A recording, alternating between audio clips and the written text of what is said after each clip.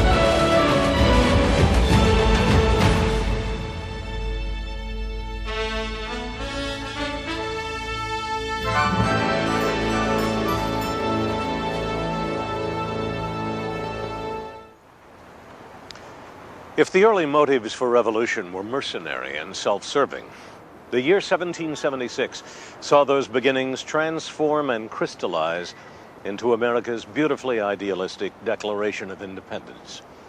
But that year would also see the Americans plunged into a war of desperation, as Britain unleashed on her colonies the full measure of her military might.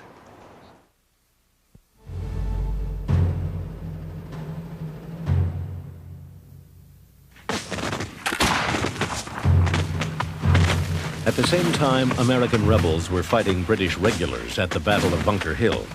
The Continental Congress was in session here at Philadelphia's Independence Hall, formerly Pennsylvania State House. John Adams believed he had the key to enticing an equivocal Congress into supporting the army that had formed around Boston. And the key was a man. I concluded with emotion that Congress would adopt the army at Cambridge and appoint a general. I had no hesitation to declare that I had but one gentleman in mind for that important command, and that was a gentleman from Virginia, John Adams.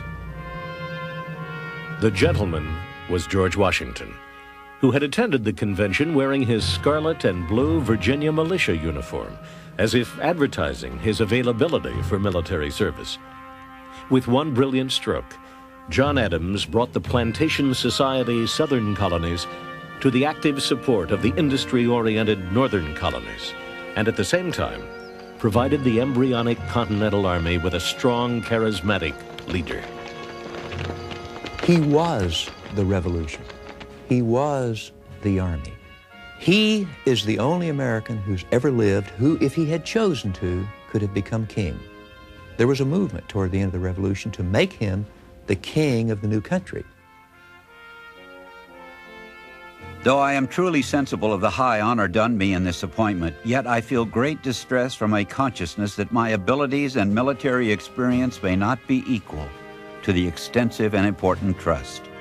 However, as the Congress desire, I will enter upon the momentous duty and exert every power I possess in their service and for the support of the glorious cause. George Washington to the Continental Congress. He was a man who had presence. He just walked into a room and everyone stopped and looked at him. He was very tall for that day, about 6'3", but in that time that made him a giant. George Washington was one of the richest men in America. He owned thousands and thousands of acres in Virginia, which he had in part acquired when he married Martha Custis, who was the richest widow in Virginia at the time of their marriage. And he had inherited a very substantial estate from his brother Lawrence at Mount Vernon. And also he owned thousands of acres in the West, which he had acquired as bounties for his service in the French and Indian War. And it only proves, I think, that the American Revolution was unique in this respect. It wasn't in any sense an attempt to overturn the existing class structure. It was really a war fought to protect rights and privileges and property which Americans felt they possessed as free-born Englishmen.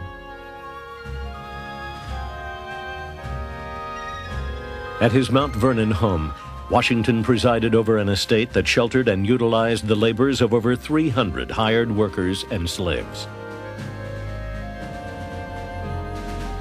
He was a tough character. He wasn't this old man on a dollar bill that we think of now. He stood as straight as an Indian, you know, and men just worshipped him. He'd drink and he liked to gamble and play cards, and when he got mad, he could cuss the paint off the walls.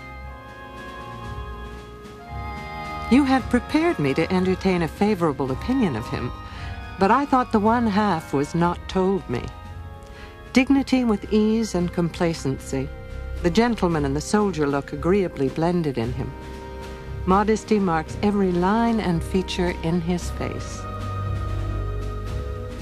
Abigail Adams on meeting George Washington. Everyone said he was extraordinarily graceful, the best horseman of the day. He was powerful. He inherited his father's strength. He didn't speak a lot. He was very self-effacing for two reasons. One, that was just his personality. He was not a pushy person. The other is his teeth were very bad. Even as a young man, they were rotting out. And that always embarrassed him a little, so he kept his mouth shut. You see the paintings of him with his lips clenched together. My dearest, I am now set down to write you on a subject that fills me with inexpressible concern. It has been determined in Congress that the whole army raised for the defense of the American cause shall be put under my care, and that it is necessary for me to proceed immediately to Boston to take up command of it. George Washington to his wife, Martha. 2 weeks after the Battle of Bunker Hill, Washington rode to Cambridge and officially took command of the Continental Army. He kept the British trapped in Boston and its harbor for months, while he watched his new army, largely composed of independent and undisciplined state militiamen, dwindle by desertions and enlistment expirations. Such a dearth of public spirit and want of virtue, such a dirty mercenary spirit pervades the whole that I should not at all be surprised at any disaster that may happen. Could I have foreseen what I have and am likely to experience, no consideration upon earth should have induced me to accept this command. George Washington, October 29th, 1775. Nevertheless, enough old militia re-enlisted, and enough new militia appeared in the next months to hold the shoestring army together.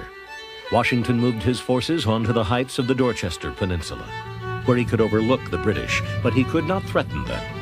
He had no heavy artillery.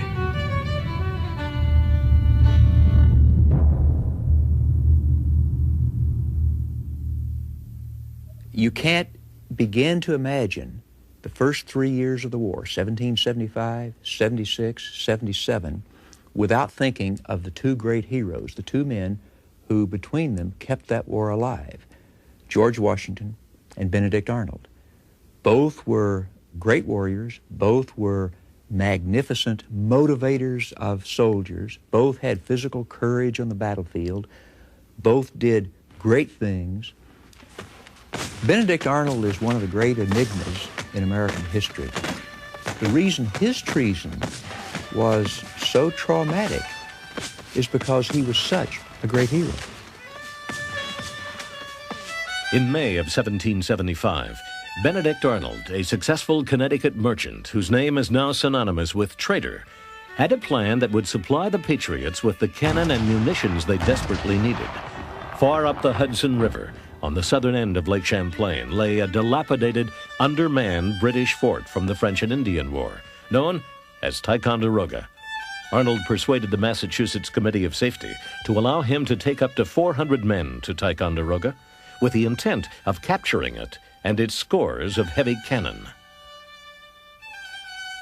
On the way to do this, he discovered that Ethan Allen was going there on his own, so he went ahead, just himself and one person, and joined Ethan Allen.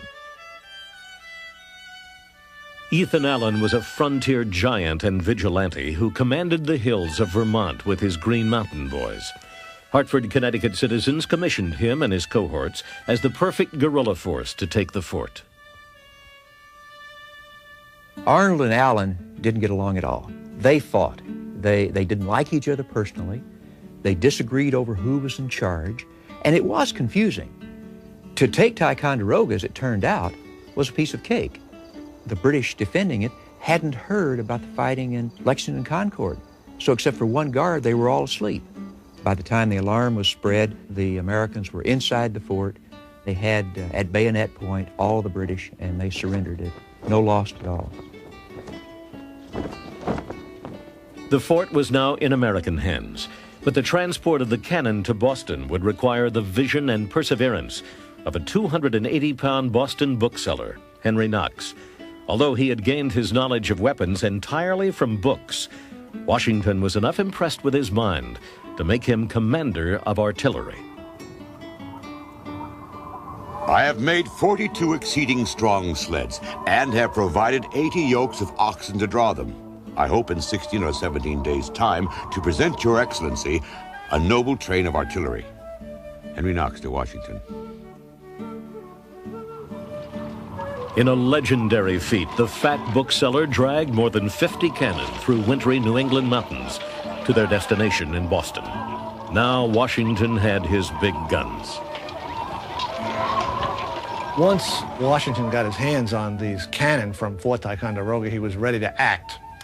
And in the dark of the night, he emplaced a substantial number of them on the Dorchester Peninsula. And the British awoke one morning and they stared up, and here were these guns ready to fire right down their throats. The rebels have done more in one night than my whole army could do in months. General William Howe, upon viewing Dorchester Heights. In mid-March 1776, less than 2 weeks after the guns of Ticonderoga appeared atop Dorchester Heights, the British set sail for Halifax, Nova Scotia, taking 1,000 Boston loyalists with them. And the Americans then celebrated this as a stupendous victory, which it wasn't. It was a completely illusory victory. They didn't kill a single British soldier. They did get Boston back, but the whole British army had gotten away to fight another day, and they did indeed come back and fight another day as a great, great big British army.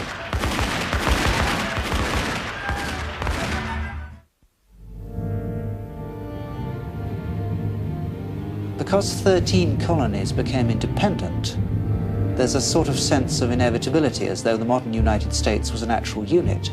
Actually, what's really happened was the partition of British America. The rebels expected that their future state would include not merely the 13 colonies, but also Canada, Newfoundland, Labrador, and the West Indies. With the allegiance of 13 colonies, the rebels decided in late 1775 to try for a 14th, Canada, the frozen giant to the north.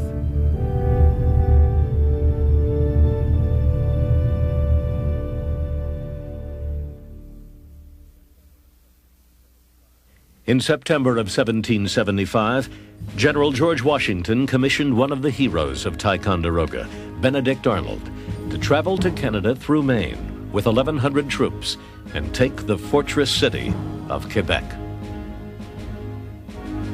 You are entrusted with the command of the utmost consequence to the liberties of America. Upon your conduct and courage, and that of the officers and soldiers detached on this expedition, not only the success of the present enterprise and your own honor, but the safety and welfare of the whole continent may depend. George Washington. Arnold would be part of a two-pronged attack. General Philip Schuyler and General Richard Montgomery would lead a force of 1,200 men from Fort Ticonderoga to Montreal, then push down the St. Lawrence to meet Arnold at Quebec. Though Montgomery's approach would prove to be difficult and dangerous, Arnold's march through the Maine wilderness would be epic.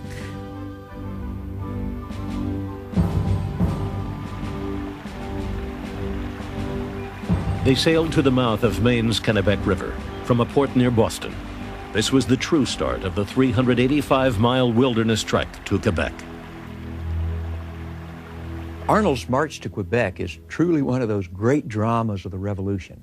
It has to go down in history as one of the great feats of leadership on one hand, and the overcoming of tremendous obstacles and the willingness to accept great privation and pain, even starvation on the part of the people who went along with him.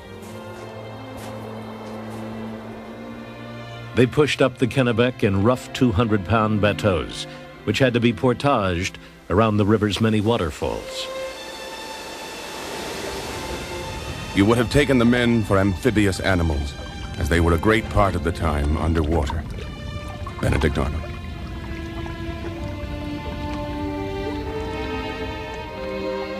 Breaking trail for Arnold was Daniel Morgan, portrayed here as an old man. At the time of the trek, he was in fact a 39-year-old, tough, wily frontier giant who had lost all the teeth on one side of his mouth when an Indian bullet passed through his neck 17 years earlier. Morgan commanded 3 companies of riflemen for Arnold's expedition.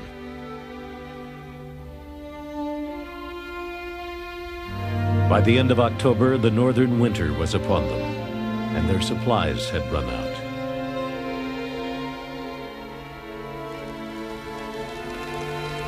The voracious disposition many of us had now arrived at rendered almost anything admissible.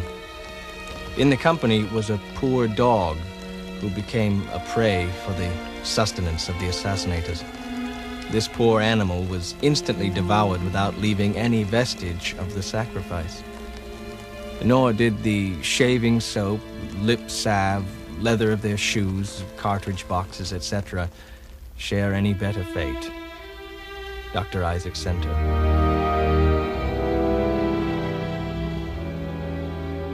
Half of them or more didn't make it. They died along the way of disease or starvation, or they gave up and went back. The others struggled on, past the headwaters of the Kennebec, toward Canada's Chaudière River.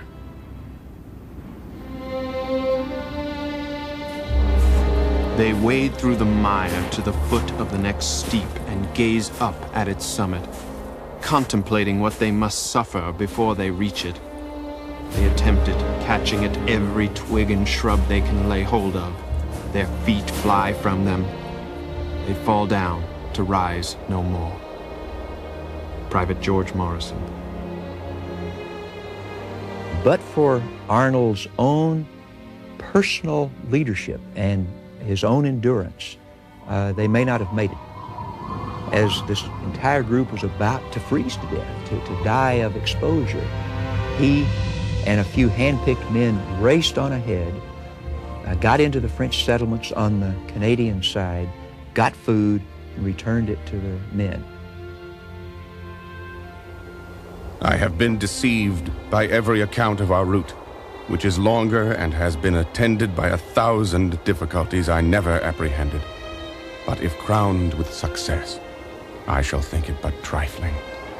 Benedict Arnold. Revitalized by the food, Arnold and his men marched on to the imposing cliffs of Point Levy, across the St. Lawrence River from the city of Quebec.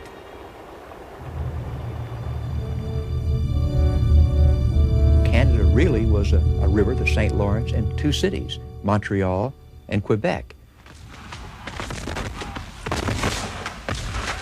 The second prong of the American attack on Canada had captured the smaller, less important city of Montreal. Ironically, this feat may have prevented Arnold from taking Quebec, the key to Canada. The day before he would have launched his attack with scarecrows, but still a stronger force than the British had, British troops escaping from Montreal, which had been captured, came into the citadel, and that made the garrison too strong for Arnold to take. That was the point at which the fate of modern Canada was settled. If the Americans had captured Quebec, it's most unlikely they would ever have been dislodged. Arnold bided his time. The second prong, now under Montgomery, reached Quebec 3 weeks later. The two commanders decided to wait for a blizzard and launch a sneak attack on the fortressed city at night. They got their chance on New Year's Eve, 1775. Arnold would come from the north. Montgomery would approach from the south, around the precipice of Cape Diamond, where massive chunks of ice would cause his men to proceed in single file. Montgomery led the way. Men of New York, you will not fear to follow where your general leads. Come on, my brave boys, and Quebec is ours. General Richard Montgomery. A cannon, firing small lead balls called grape shot, ripped the darkness. Montgomery, two of his captains, a sergeant and a private, were killed on the spot. Confused and discouraged, his troops retreated. Arnold and his force of 600 passed through the Palace Gate into the winding streets of Quebec's lower town. They were surrounded by British musket fire. Arnold was hit. A musket ball lodged in his left leg.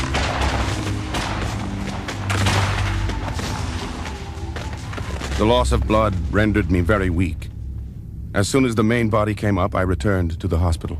Near a mile, on foot, being obliged to draw one leg after me, and a great part of the way under the constant fire of the enemy. Benedict Arnold.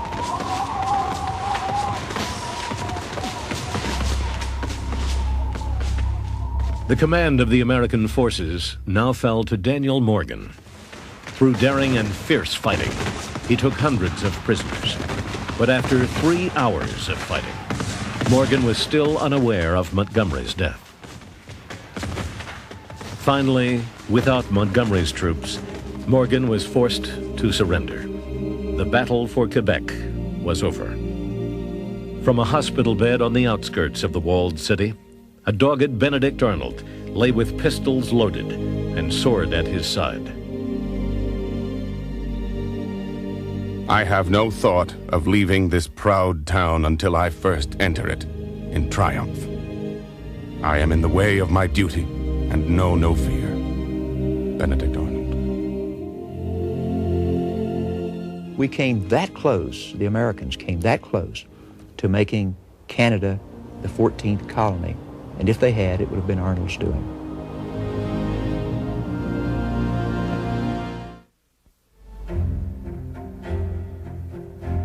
Upon his return to Philadelphia from England in May of 1775, Benjamin Franklin found the signs of war all about him.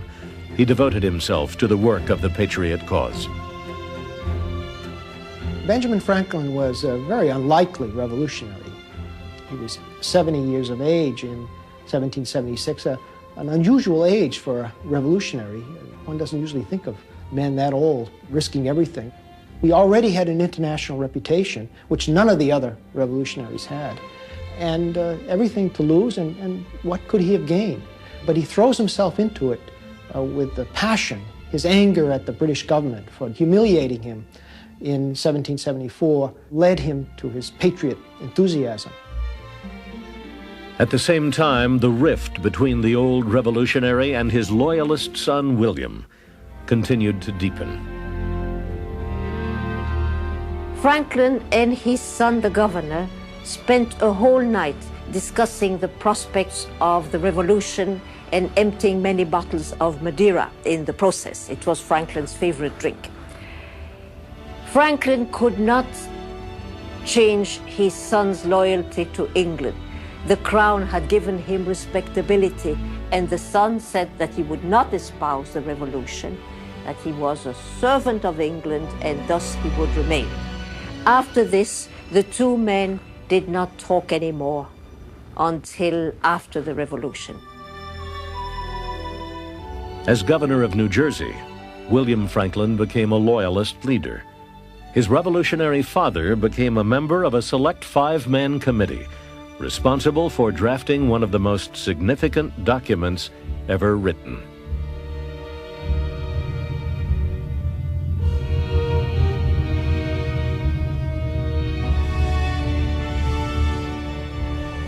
The Declaration of Independence is, without doubt, the most important document in the Revolution and perhaps in American history, because it sets forth the ideals under which the United States lives. It's the one thing that holds us together, the belief in that all men are created equal. Now, of course, all persons are created equal, and that all of us have certain inalienable rights. Those ideals, those aspirations, are the adhesive that hold us as a diverse people.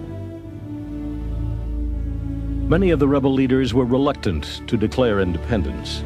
In July of 1775, the American Congress even sent a conciliatory proposal directly to George III. John Adams dubbed it the Olive Branch Petition, but the English king refused to receive it and instead sent to America a belligerent proclamation. Whereas many of our subjects in diverse parts of our colonies and plantations in North America, misled by dangerous and ill-designing men, and forgetting the allegiance which they owe to the power that has protected and supported them, have at length proceeded to open and avow rebellion. We do accordingly strictly charge and command our officers, and all others our obedient and loyal subjects, to use their utmost endeavors to withstand and suppress such rebellion. George III, August the 23rd, 1775.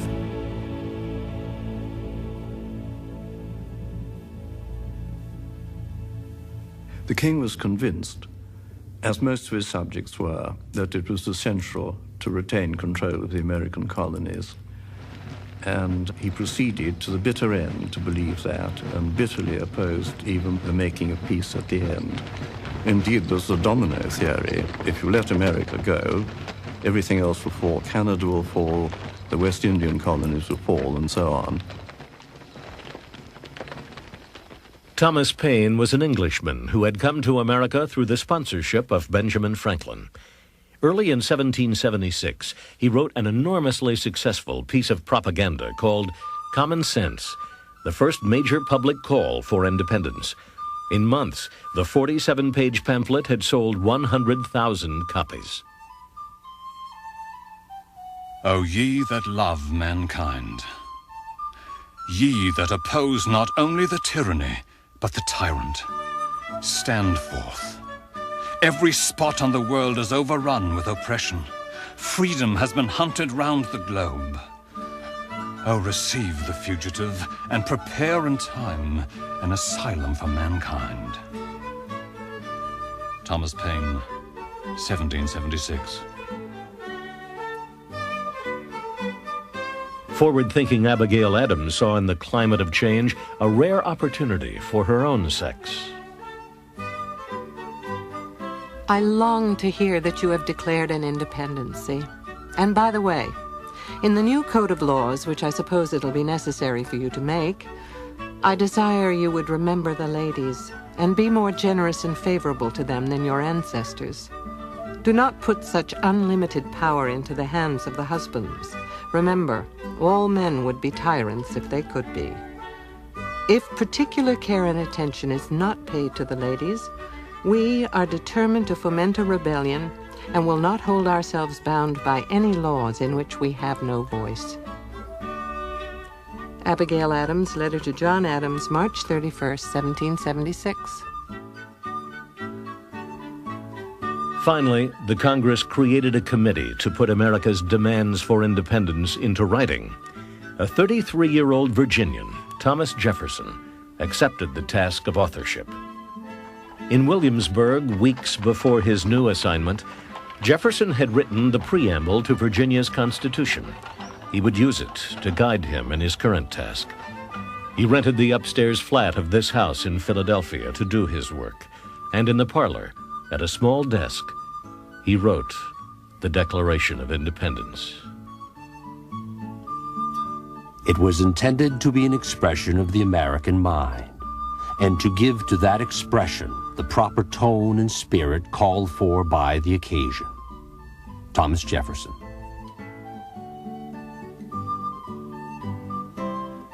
Jefferson believed Franklin should have written the Declaration, but the world-wise old diplomat shied away from such things.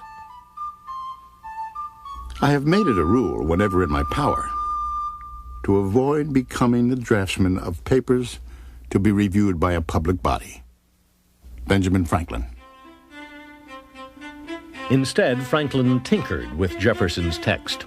"We hold these truths to be sacred and undeniable" became "We hold these truths to be self-evident." The greatest tinkering, though, came from the Congress itself, in session at the Philadelphia State House. Jefferson's original draft contained a passionate condemnation of the slave trade. Jefferson was a slaveholder who hated slavery. He wanted to abolish it. He moved at various times in the state legislature of Virginia, in the Continental Congress, to try to make inroads against this institution. But of course, he himself was always a slaveholder and was never able to free more than a half dozen or so of his own slaves, which numbered at one point around 200. So that inconsistency gnawed at him throughout his whole life.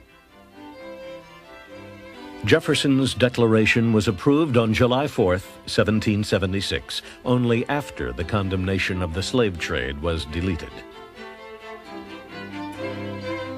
How is it that we hear the loudest yelps for liberty among the drivers of Negroes? Samuel Johnson, English writer. For Benjamin Franklin, the day of independence was bitter with personal loss. On July 4, 1776, troops came in and led William Franklin away from his governor's mansion and took him to jail to Litchfield, Connecticut, where he stayed for about 2 years. Franklin did absolutely nothing to help his son. He did not interfere. He did not say a word. He let it happen. Although he believed the Declaration would be adopted 2 days earlier, John Adams was uncannily prophetic about its reception. The second day of July, 1776, will be the most memorable epocha in the history of America.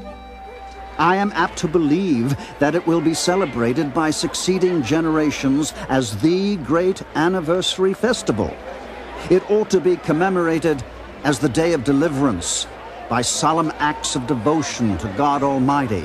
It ought to be solemnized with pomp and parade, with shows, games, sports, guns, bells, bonfires, and illuminations, from one end of the continent to the other, from this time forward, forevermore. John Adams.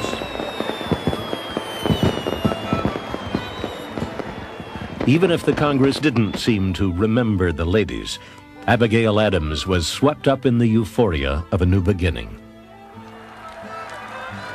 The bells rang, the cannon were discharged, and every face appeared joyful. After dinner, the king's arms were taken down from the State House, and every vestige of him from every place, and burned. Thus ends royal authority in this state, and all the people shall say, Amen. Abigail Adams, on a reading of the Declaration at the State House in Boston. On July 9th, Washington had the Declaration read to his troops. He and his men now had an actual League of States to defend. Also on July 9th, in New York, the Sons of Liberty toppled the lead statue of George III. They melted it down and cast 42,000 Patriot bullets. I am well aware of the toil and blood and treasure that it will cost us to maintain this declaration and support and defend these states. Yet through all the gloom, I can see the rays of ravishing light and glory. I can see that the end is more than worth all the means, and that posterity will triumph in that day's transaction. John Adams.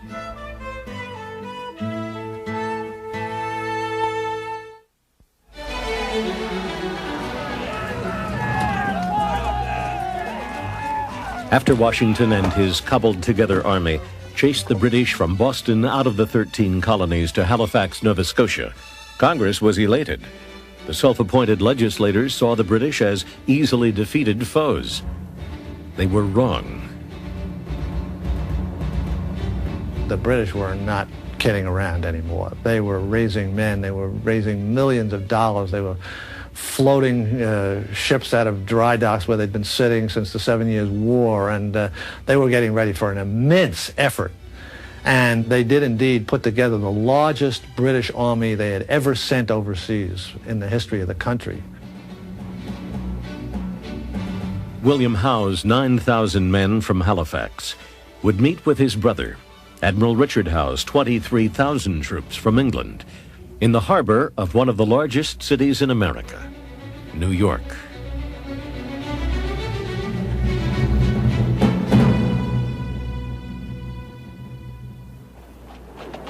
New York of 1776 was a city of 25,000 people. The city itself was a very busy seaport and a very prosperous city.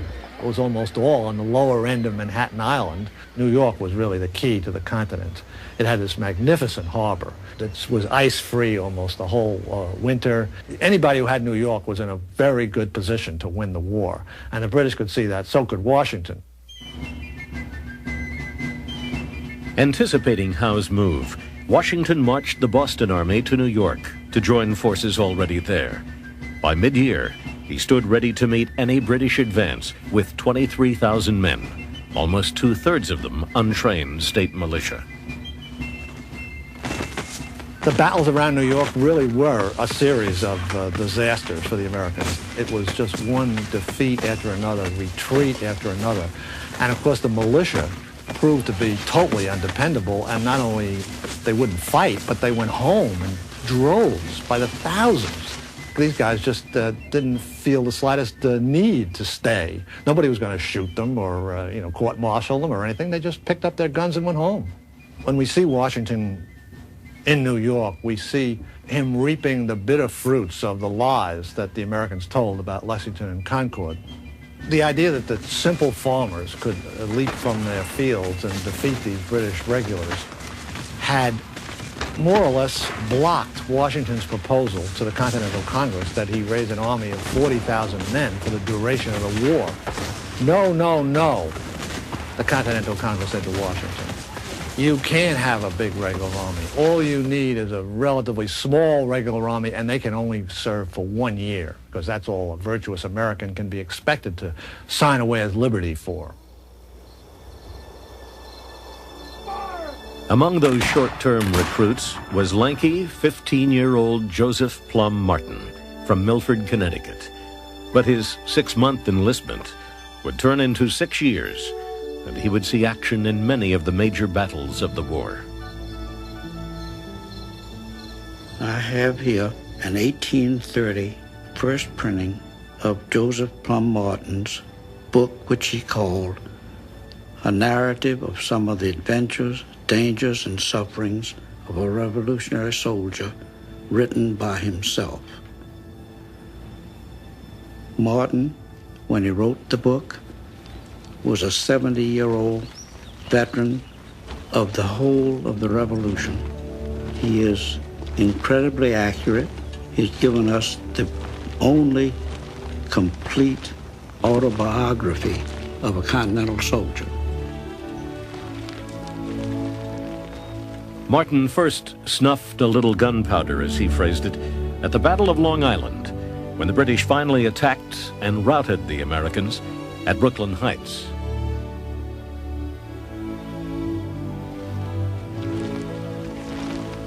We soon landed at Brooklyn, upon the island. We now began to meet the wounded men, some with broken arms, some with broken legs, some with broken heads. Joseph Plum Martin.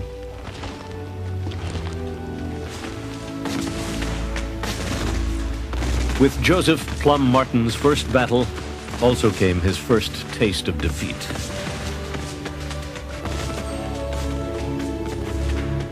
Multitudes were drowned and suffocated in morasses, a proper punishment for all rebels. The island is ours, and we shall soon take New York, for the rebels dare not look us in the face. I expect the affair will be over this campaign, and we shall all return covered with American laurels, and have the cream of American lands allotted us for our services. A British officer after the Battle of Long Island.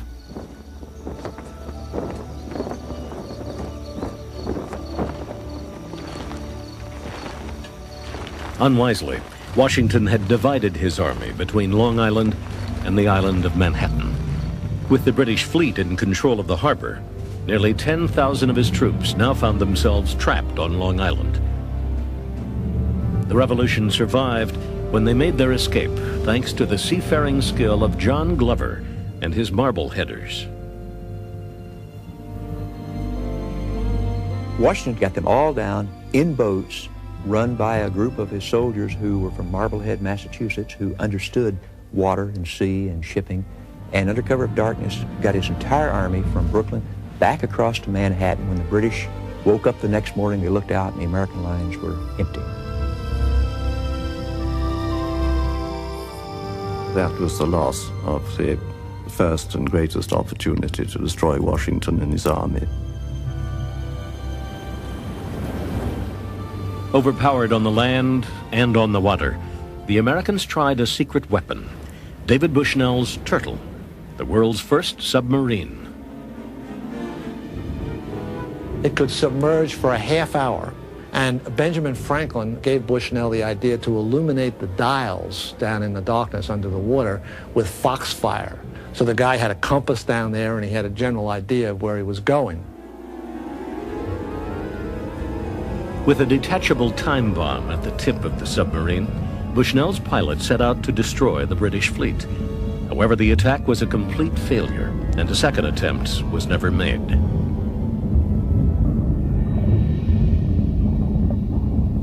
For 2 weeks, Howe refused to move on the Americans on Manhattan Island. Instead, he conducted peace talks at this home on Staten Island with Continental Congress Representatives Benjamin Franklin and John Adams. During the peace conference, Franklin and John Adams shared a room. And it turned out that Franklin, who was a great fan of fresh air, wanted the window open, and Adams wanted the window closed. And they debated this for a long time. And Adams said that while Franklin was explaining to him the virtues of fresh air, he fell asleep. On Staten Island, Adams and Franklin were no better making peace with the British than they were making peace with each other. The talks broke down, and Howe moved again against Washington's army. This time, his troops came ashore at Kip's Bay on Manhattan. The Connecticut militia saw this armada of ships coming towards them, and as they got out of the boats with their bayonets ready, they just took off. They ran right by Washington at 42nd Street, and he couldn't believe his eyes. And he threw his hat on the ground, and he said, "Are these the men I'm supposed to defend America with?" Routed at Kip's Bay, Washington's army made their next stand in the naturally defensive terrain of Harlem Heights on northern Manhattan Island. When the British sighted the Americans, they sounded the call used by successful fox hunters. This humiliation may have prompted the Americans into their most successful engagement in New York, a draw. Such is my situation, that if I were to wish the bitterest curse to an enemy on this side of the grave, I should put him in my stead with my feelings. George Washington.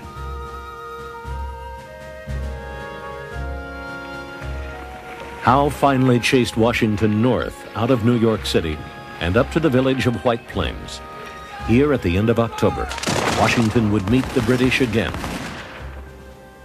But the real damage would take place at Forts Washington and Lee, twin encampments on the Hudson designed to keep the British from sailing up the broad, vital river.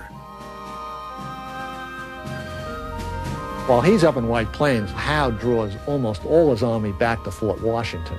and he executes this absolute masterpiece of an assault on Fort Washington.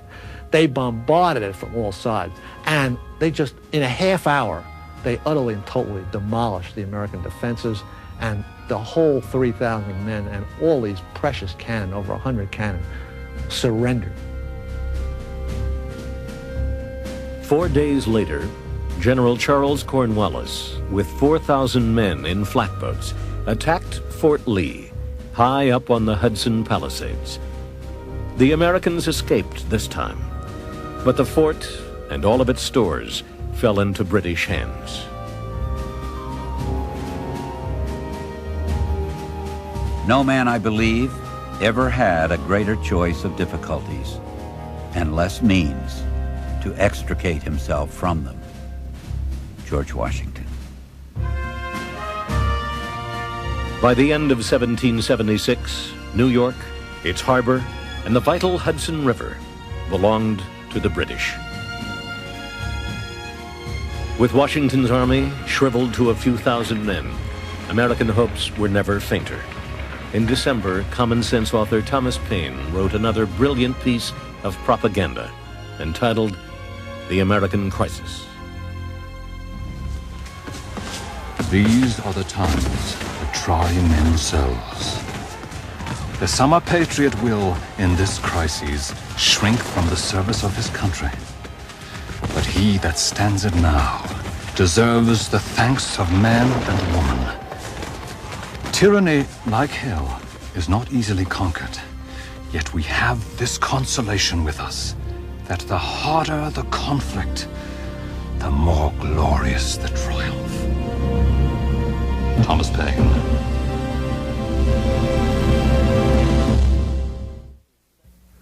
War in the 18th century has an almost leisurely feel by today's standards. The fighting stopped entirely for winters in cold climates. So on December 14th, General William Howe called for an end to his 1776 campaign and prepared for an enjoyable winter in captured New York City, just 100 miles from the rebel capital here in Philadelphia. In striking contrast, a desperate George Washington took his threadbare army into the rugged New Jersey and Pennsylvania countryside to wait and to survive.